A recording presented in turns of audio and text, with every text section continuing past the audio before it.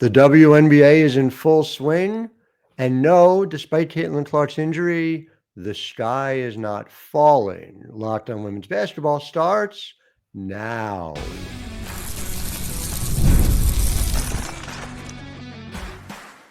You are Locked On Women's Basketball, your daily podcast on women's basketball. Part of the Locked On Podcast Network, your team every day. Hi, everyone, and welcome to Locked On Women's Basketball. I'm your host, Howard Megdal, and I am delighted to be joined by the great Jackie Powell, who is here to help us go around the league, talk about the biggest stories going on, and the not as big a story, and why we need to put that story in perspective as well as it relates to Caitlin Clark. Jackie Powell, before we get to our Around the League segments, where we get to hear from our correspondents at the Next who were reporting live from games last night, I just want to start with you. When you were at Barclays Center last night, was it a feeling of mourning? Were people all wearing black? Were they crying about the fact that the WNBA, as we know it, has ceased to exist? Oh, no, that's not what was going on. I mean, but I will say it was an emotional night at Barclays Center. Yeah, People weren't in black, but people had bittersweet feelings about seeing Kayla Thornton in a different jersey. Yeah, well, so let's hear from our Liberty correspondent, who is also Jackie Powell, and she was live at Barclays Center, and then we're going to talk a little bit about it right after this.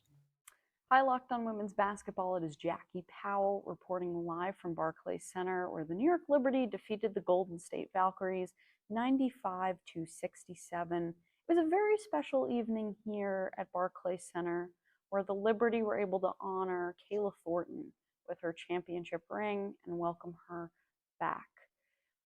Let me take you inside what it was like for the Liberty to welcome back KT.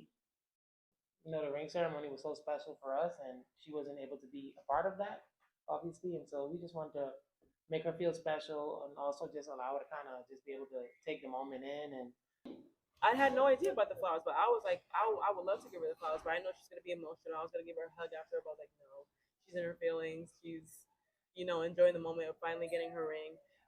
You know, for her to be able to get her ring in front of our fans, like, that's the best way to do it, because we wouldn't have won without her. Rejoined now here by Jackie Powell. So really interesting reporting out of there. Just for your perspective, could this team have won without Kayla Thornton last year? And related to it, what's going to allow them to overcome the loss of Kayla Thornton this year? So I think Stewie is correct when she says that last year they couldn't have won without Kayla Thornton. Especially, I'll never forget, I think there was a stretch in June where she really was, doing things that people around the league didn't think she could do. Not just being a 3-and-D, but able to drive a little bit more. And you know, I believe I wrote about it, and I remember writing about this scene where, like, Sabrina Ionescu pretended to be her bodyguard walking into the press conference room because she had such a great game. So I think Stewie's correct. I think they wouldn't have won without KT's contributions throughout the entire year. And I will say this, related to that, and I do want to get elsewhere around the league, but Kennedy Burke, and you have a terrific story out over at the Next right now about Kennedy Burke. Kennedy Burke feels to me like the X factor that's going to help them get past this. She might even give more on the court to this team than KT gave last year. And that's pretty scary. It is going to be fascinating to see. I'm really excited about it. Make sure you check that story out. Of course, it is not just me. It is not just Jackie. It is the entire team over at the Next, thenexthoops.com. Subscribe today for $9 a month or $72 a year. Get all of these delivered right to your inbox, including, of course, Locked On Women's Basketball. But we had correspondents all over. Tia Reed, who covers the Phoenix Mercury for us, here talking about an interesting comeback victory for the Mercury. Let's take a listen. Another close game at PHX Arena ended in a win for the Phoenix Mercury. Tonight, Phoenix defeated the Chicago Sky 94-89 after coming back from being down 16 points. It was a tight game after the first half, but less than 4 minutes into the third quarter, Phoenix found themselves down 16. By the end of the quarter, they had outscored Chicago 29-27. The engine behind tonight's win was Alyssa Thomas, who dished out 15 assists, tying Cappie Pondexter's franchise record. After the game, head coach Nate Tibbetts gave Thomas credit for finding her open teammates and delivering strikes ready for shooters to let the shots fly. But he also gave credit to those shooters. In fact, 4 of the Mercury's rookies had 3 three-pointers each, the first time that's ever happened in WNBA history. Next up for the now 4-1 Phoenix Mercury are the undefeated Minnesota Lynx on Friday.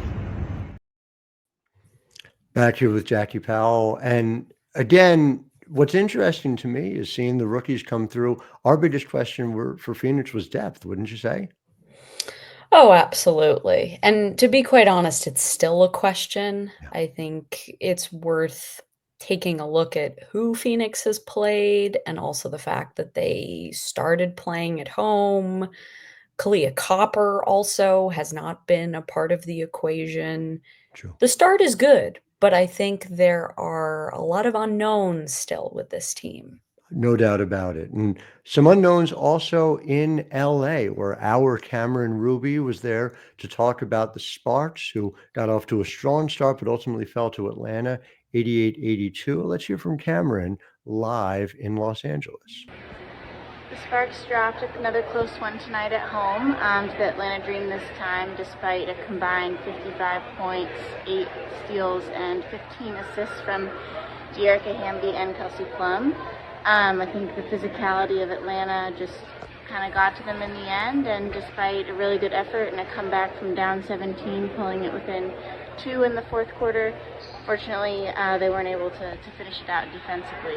But I think it sounds like the team is feeling positive about the growth and looking forward to the next one.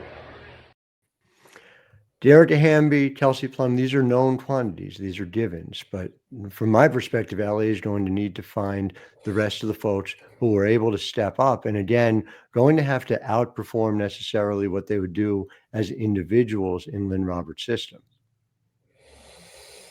Yeah, I mean, they also have so many injuries too, Howard. That's And true. so it's, I mean, when you have Ray Burrell, who they have been looking at as this great up-and-comer, go down with this knee injury, which looked pretty serious.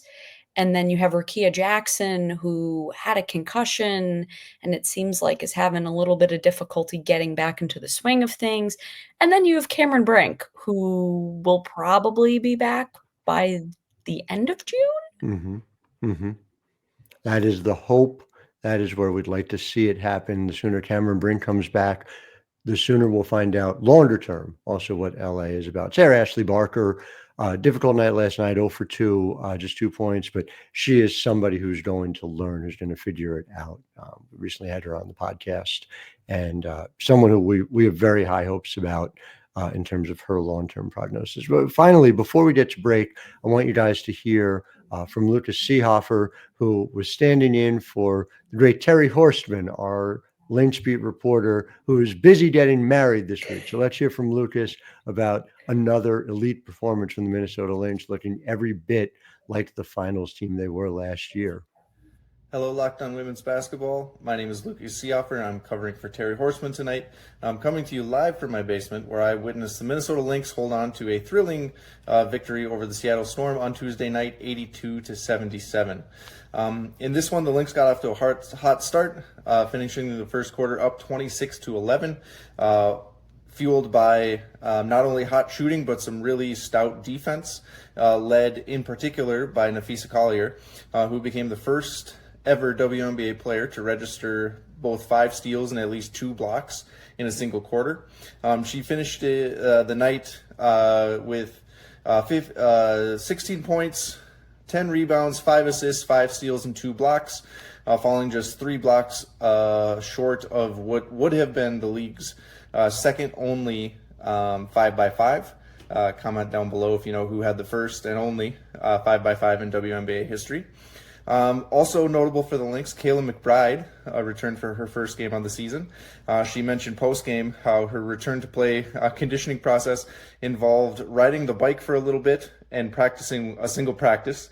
But she returned tonight in which she said was like riding a bike, and she finished with 15 points and was 3 of 6 from behind the arc.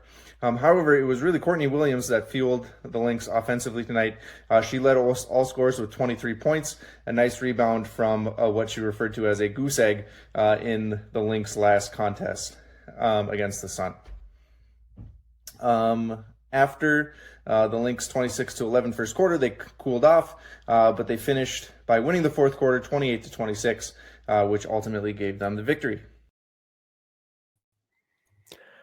Hard to feel like the sky is falling, certainly in Minnesota, undefeated so far this year. Natasha Cloud now, according to a lot of the Vegas odds makers, the odds-on favorite to win MVP.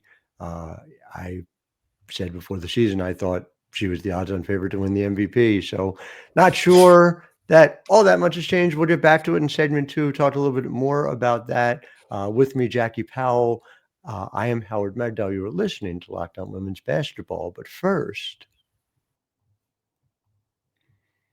Locked On Women's Basketball is brought to you by DoorDash. And DoorDash is offering a wonderful promotion to our listeners during what is called the NBA playoffs. For those who may not know, the NBA is the National Basketball Association. It's a place where men can play professional basketball. And so this is called They Swoosh, You Score. Anytime a player drops 50 or more points in a playoff game, Dash Pass members score a free 3-piece crispy tenders combo from Wingstop the very next day. Just place an order of $20 or more, use the code Wingstop50 at checkout, and that combo is yours. Crispy, delicious, and totally free. Offer valid noon to midnight the day after the game. Terms apply. Again, sign up for Dash Pass to unlock this and more exclusive deals all season long. When any NBA player goes a full Liz Cambage in a playoff game, Dash Pass members can grab a free 3-piece crispy tenders combo from Wingstop the next day with a $20 plus order and code Wingstop50. That's Dash Pass, your door to more savings, more flavor, and more ways to win. Terms apply. Referring, of course, full Liz Cambage to when she scored 53. I can imagine the full Liz Cambage could have other meanings to other people. Back here with Jackie Powell, I am Howard Megdal, Locked On Women's Basketball, and we're here to talk about just what we just heard from all around the league. There's a lot going on. And so I addressed it in the 9, which is out today, but I think it's important that we talk about what the injury to Caitlin Clark, and say this off the top, a transcendent player, missing a couple of weeks, it sounds like. You wish her a speedy recovery. Nothing but the best for her. It's not her fault. We talked about this in the book, right? Like none of this is her fault. How crazy and bifurcated this entire conversation around her gets. But just this idea that she's going to miss a couple of weeks and that this is going to be some huge crisis for a league that is succeeding in all these different ways. It boggles my mind that this was even an argument to be made, but I felt like I had to speak about it. What are your impressions about this? And am I off base? Am I missing something here? I don't think you're missing anything. This is exactly how I felt. And it's not like she is out for the season or had a season-ending injury either. And, this league, so many players go through injuries that this was inevitable. I mean, I was even having a conversation with someone about how for players in their second year is almost a little bit more difficult than their rookie year, Right. Because at least with your rookie year, we talk about how players play straight through college. They have their they're in shape because they Right. just came from their college season. And so when you have to go an entire off season, if you're not playing, which Caitlin did not, and she was working out on her own time, and there was great reporting from Alexa Philippou Yeah. about what that process looked like and how hard she worked. Sometimes those types of players come back too quickly, or maybe the load was too large. I mean, I'll never forget Sabrina Ionescu when she was having a lot of health problems early in her career, coming off of her third-degree ankle sprain. She rushed coming back because she didn't really have people in her corner, giving her that proper advice. She felt really pressured. I mean, I saw Caitlin shooting shots in fever practice, and I was saying to myself, should she really be doing that? So I'm not surprised that this is happening, but she's going to be out for a few weeks. And Stephanie White wants to play the long game, which makes a ton of sense. You'd I'm rather. I'm sorry. I was just gonna say I was relieved to see it. Mhm. You never want to see somebody hurt, but what you really never want to see is somebody playing through injury and making it worse. And you and I have both seen that in this league. That we've seen that happen. And I mean, just to your point about Sabrina, when she finally did take it slow, when she did finally follow a process that was far more effective for her, look where she got to. Mhm. And So Sandy Brondello, and it will be interesting to hear if Stephanie White takes the same approach, which is Sandy Brondello in 2022 made it very clear that she appreciated Sabrina Ionescu's work ethic, but she felt like Sabrina needed to learn about quality over quantity of mhm. work. And so I wonder if Caitlin is going to be learning that same lesson as a sophomore in this league. There is a drive to both of them, to the very best players in this league, that at some level, if you don't have people around you to help harness it, to help you figure it out, to be a pro, these are people in their early 20s trying to figure out life. And the difference between people doing that normally, which is hard enough, and people doing it in the WNBA is you're doing it in a fishbowl, and no one more so than Caitlin Clark. I just the other part that I want to speak about is just this idea that the league's economics are going to somehow be destroyed by this. And I would urge you to go to the story I wrote just because it sort of cites chapter and verse about this. But this idea, they've signed the long-term media rights deal, and these networks didn't sign the long-term media rights deal based on the assumption that Caitlin Clark would never get injured whatsoever and they'd only show Indiana Fever games. There is this growth. The Fever have the highest ratings by a lot. That's where they are right now. You can also, if you draft it and you took the Fever out of it and you'd say, wow, the league absent Caitlin Clark was up double digits in ratings and attendance by just about any metric you can measure going along with it. And all of this is not to say, hey, it's not on Caitlin, the success that they've had. There's so much of it that comes from Caitlin Clark. It just can't be separated in that way either, to say it is only Caitlin Clark, or without Caitlin Clark, the league is somehow sunk. And so it blows my mind that at a moment where the league is seeing, I mean, we talked about it this week, the New York Liberty were just sold equity at a valuation of $450 million. $450 million. The sale price when the size bought it was effectively somewhere in the seven figures. Now we're talking about the mid nine figures just a few years later. And I looked at this, and you can confirm this. You cover the Liberty on a regular Yes. basis. Caitlin Clark doesn't play for the Liberty, right? No, Okay. she does not. Okay. No, Well, that's no. important clarification that But people ought to Howard, know. do you know? I know it's early in the season, but do you know who's leading attendance this year? It's not the Indiana Fever. No, who is leading the attendance figures this year? As of now, it is the Golden State Valkyries. No kidding. Okay, so Caitlin, I assume, was taken in the expansion draft and placed for the Valkyries. Is that correct? No, it is not. These are success stories sprouting all over right now. And again, I cannot stress this enough. This does not happen at the same level that we're seeing it without Caitlin Clark's emergence, what she has done on the court, what she has done, frankly, off the court. The fact that she has handled this pressure in a way. Look, I talked to C. Vivian Stringer about this for the book. And Vivian Stringer said, I don't know anyone else who could have done what she did.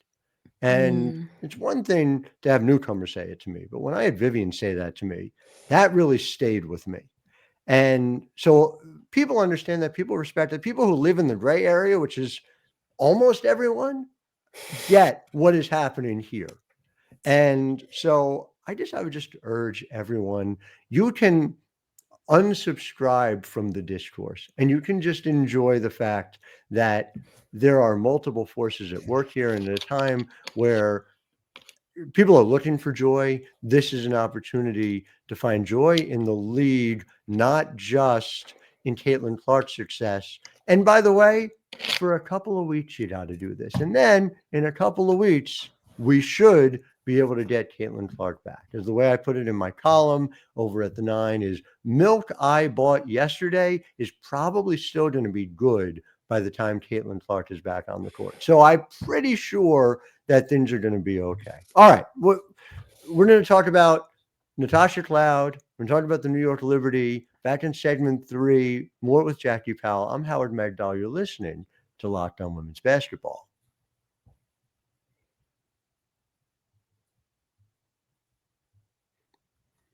Back here for segment 3, Howard Megdal here with Jackie Powell. And it's getting cloudy in New York right away. I am speaking specifically of Natasha Cloud, who made one of many plays, but a play that put the game on ice against Indiana this weekend. That strip steal of Caitlin Clark in the final seconds was a championship play from a player who I have seen win championships. The Mystics, we're talking about Kayla Thornton, the Liberty wouldn't have won last year without Kayla Thornton. The Mystics sure wouldn't have won in 2019 without Natasha Cloud, for all of Elena Deladon's brilliance. And so, Jackie, just kind of take me through. I know you're in the process of reporting a piece. Go ahead and subscribe to netstoops.com. You can get it right to your inbox right when it comes out. What has allowed Natasha Cloud to be so good early that she's the Eastern Conference Player of the Week this week? I know, and for the first time in her career. Yeah. So the league announced today that, in her Player of the Week, she scored 18.7 points per game. It was 5.7 rebounds per game and averaged 7.7 assists per game. And so I think it's a bunch of things, and there's still more to discover about this and why she has adapted so quickly. I mean, we see with other newcomers that it takes some time. Like, you have Jewel Lloyd in Las Vegas. Yeah. You have, I'm trying to think of someone else who's getting their feet. Well, Kelsey Plum in LA. Yeah. Kelsey Plum in LA, Brittany Griner in Atlanta. Yeah. The list goes on and on. It takes time. So why? I mean, we remember with the New York Liberty in 2023 with Stewie and JJ and Courtney Vandersloot. Like, can I just say to that point, the ability for Stewie and JJ to find each other early on the court feels like it's reached another level. I know this is sort of beside the point, but do you see it that way too? I want to ask you that on press row. Oh yeah, I mean the fact that they are screening and rolling for one another. Yes. It's beautiful, but I interrupted. Please go on. I mean, that is the luxury of what you can do when you have Jonquel Jones and Sabrina Ionescu on the same team. But again, that is a whole separate podcast. True. But anyway, so that was a question I started to ask Natasha Cloud. It was, what allowed you to make what has looked like a seamless transition? And I said, obviously behind the scenes and during training camp, it probably wasn't seamless for you. And she was like, no, like, it was a real struggle. the first few weeks being here, and she mentioned how it was really important for her to get to New York early. So she got to New York a full month before training camp. And the Mhm. reason she did that was because she wanted to get a sense of the facilities. She wanted to understand the lift schedule. She wanted to try to familiarize herself as quickly as possible before there was, I don't know if I want to say something at stake, but so she could sort of learn it, during that moment where players don't have to report yet. So she Mhm. can just, okay, I've learned a lot about how things work, so I can just more fit in with the team and move together with the team. And I think that decision to get a head start has done her very well. Obviously, she's a very loud personality, but what I've noticed is that the Liberty allow her to be herself, but at the Mhm. same time, they're not shying away from sharing with her the things that make the Liberty culture what they are. And so, an example of that is this. During training camp, I remember Cloud was leading the team huddle like after a practice. Usually all teams they bring it in and it's like 1, 2, 3, say this thing, or and so the Liberty have a very specific one, which I wrote about, and they say the word heart. It's an acronym that essentially states their principles as a team, and that was developed in 2023, the first year that Stewie and JJ were on the team. And so it was interesting to see that when Cloud, would use her voice because she's very loud, she would start like woofing like a dog, and she made up her own thing, and obviously that's very Cloud and it's Right. very entertaining, but it's not very New York Liberty. And Mhm. so as I've been at more practices, I've heard her use the HEART acronym, and it seems like she's learning what this championship culture is like and what is expected, and she's still able to be herself too. Yeah, we've had Tasha on the program many times. She's been here, and she was here during the off season. And I think what you are describing, this reporting is gold to understand what Natasha Cloud's evolution over this winter has been, which is to say that, remember, she started on the Phoenix Mercury, not expecting to be anywhere other than Phoenix next year. Got traded to Connecticut and took the high road, but found a way to get herself to New York. And I say all that to say that her time was relatively short, and as a member of the New York Liberty during this offseason, but she immediately, when she got that opportunity, jumped into it and has made every every bit of it, and you see it already, and that's why you see the success early. The last thing to me that's so interesting is this is a team that values offensive efficiency. You and I talked about the fact, she's a career 30% three-point shooter. So I went back to look. The two of the best years that she had with Elena Deladon in 2018, 2019, shot closer to 36% over those 2 years combined. It's hard not to imagine, and we don't have to imagine because we've seen it so far, that percentage is going to go up when she is getting those shots in an offense on the same floor with Sabrina, with Stewie, with JJ to help space it. I don't know that 30% is the reasonable baseline expectation for her, even though I know that's her career mark. What do you think? Well, I think I was looking at her season stats so far, and again, I know it's early and it's so hard to judge, but I think she's shooting like 40% from three. 40 from three on a career high, if she did over a full season, 5 attempts per game. So it was really notable to me in both those instances. Exactly. And so I think it's worth remembering or acknowledging the context in which Yeah. she's getting these looks. And I think that's exactly what you were hinting at, which Mhm. is the Liberty are, they're big three. Those are the folks that are being guarded and scouted the most by opposing defenses. So Cloud has a lot of space and a Mhm. lot of time. And so when she is out on the perimeter, she's not getting guarded.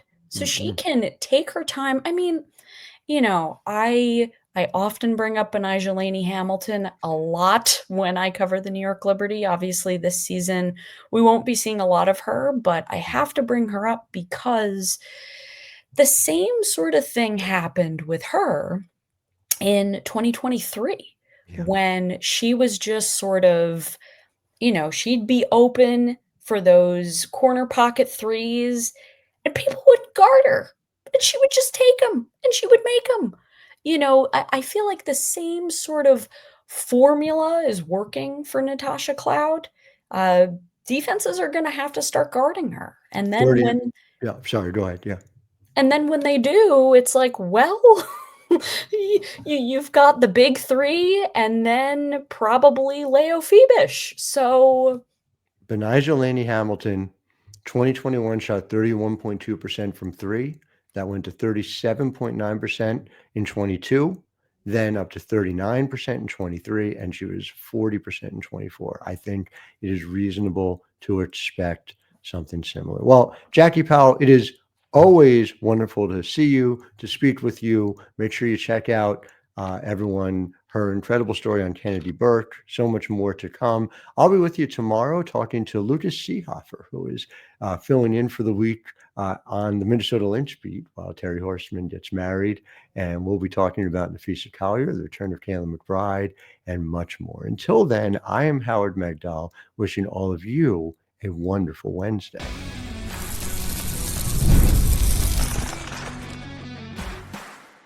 You are Locked On Women's Basketball, your daily podcast on women's basketball. Part of the Locked On Podcast Network. Your team every day.